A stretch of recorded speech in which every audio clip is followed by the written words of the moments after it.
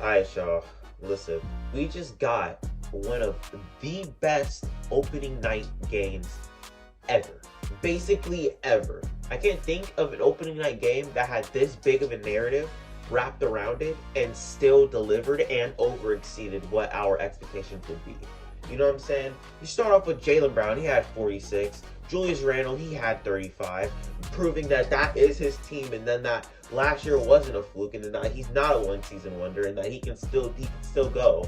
You know what I'm saying? Jason Tatum, he obviously didn't have a good night. We're going to talk about that soon, but I want to talk about the events leading up to the overtime game, man, because we start off with Jason Tatum not getting his calls. He got fouled. He got fouled once. Jaylen Brown, down the fucking court by the damn logo, pulls up with Fournier in his face and drains the three, bro. I'm screaming over here like a damn Celtics fan, like, oh my fucking god, this is crazy as hell. All we gotta do is get down the court. We don't have no more timeouts. We gotta get down the court and get a three going. You know what I'm saying? Jason Tatum gets the ball. He inbounds it. He slips. He falls on the damn ground, and that leaves Dennis Schroeder open down the lane. He passes to Schroeder, who's wide open.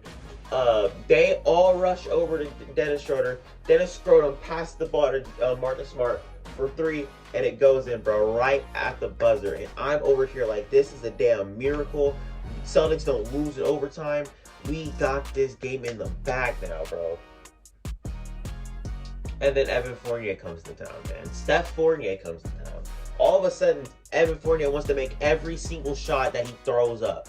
The fact that Dennis Schroeder is a very good defender and he can't even see that Evan Fournier pump faked like 12 times this whole entire game, bro. You gotta watch out for Evan Fournier's pump fake because he's gonna hit you with it and he's gonna make the shot every single time. When Evan Fournier gets hot, he does not miss. Like he does not miss. Besides that one time where he was literally wide open for like 3 seconds. We left him open and he still missed the ball. But back to the fourth quarter, I want to talk about the man who kept us in the game. Not many people are going to be talking about it, but I want to sit here and talk about it. I want to talk about Grant Williams, man. He made 3 3-pointers in a row to keep us alive. 3 timely buckets. Taking it to the hole. Man, Grant Williams has improved so much, man. He went from like a laughingstock in the Celtics community, bro, to being a rotational piece for us and actually being good for us for once. Like, I'm sitting over here watching him drain corner threes, and I'm sitting over here clapping for him. I wasn't doing this shit last year, you know what I'm saying? I was screaming Grant Williams on my screen every chance I get. But he has improved so much, and so has Romeo Langford, man. We drafted him 14th for a reason, bro. And we're finally getting the Romeo Langford that we wanted and that we drafted, man. And to talk about the other side of things with the New York Knicks, can we talk about Obi Toppin and RJ Barrett for a second? Obi Toppin was the last dude that I thought was about to get minutes, bro. He was completely out of the rotation last year, but now he's in the rotation, and he had a good game. He had an amazing game, bro. He was getting the crowd hyped, so was RJ Barrett. They were over here, they're chanting OB, OB, and they're chanting RJ, RJ. They were basically the reason why we were going down in that game, bro, because they kept stealing the ball every single fast break, bro.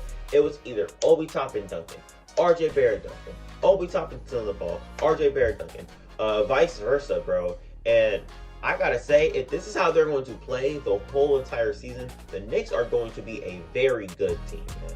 They're going to be a very good team because you have Obi Toppin out there, you have RJ Barrett out there playing defense, playing offense, doing both sides. And we talk about the man who saved the game for the Knicks, man.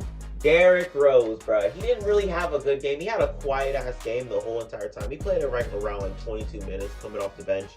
But Derrick Rose, man, straight go-ahead runner. Put them up by 2 possessions, and that basically sealed the game, man. 138 to 134. One of the best games that I have ever watched going into an NBA season, man. This actually reminds me of the fucking 2011 lockout season, bro.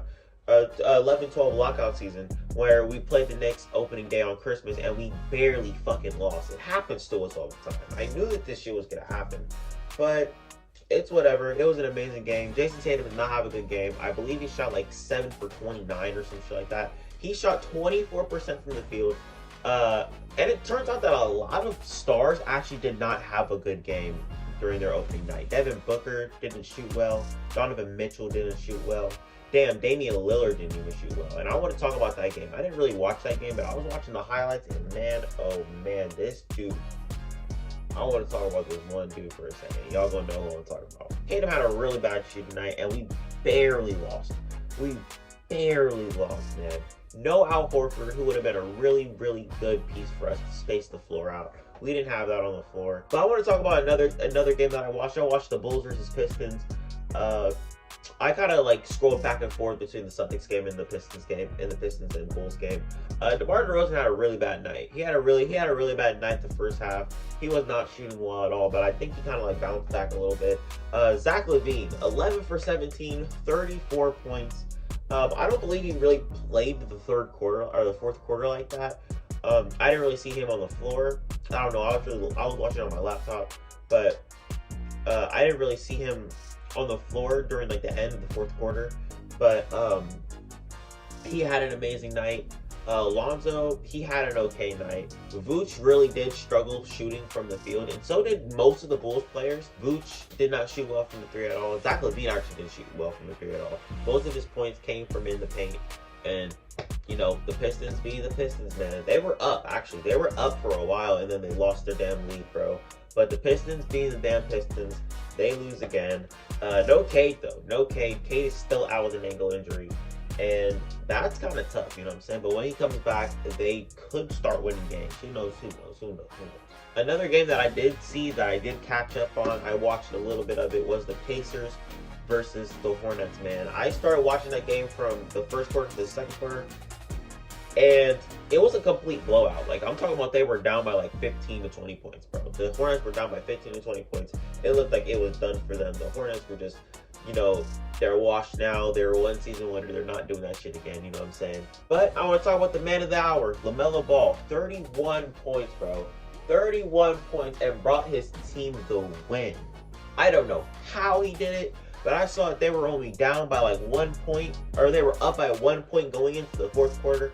I was so shocked, bro. LaMelo does it again, man.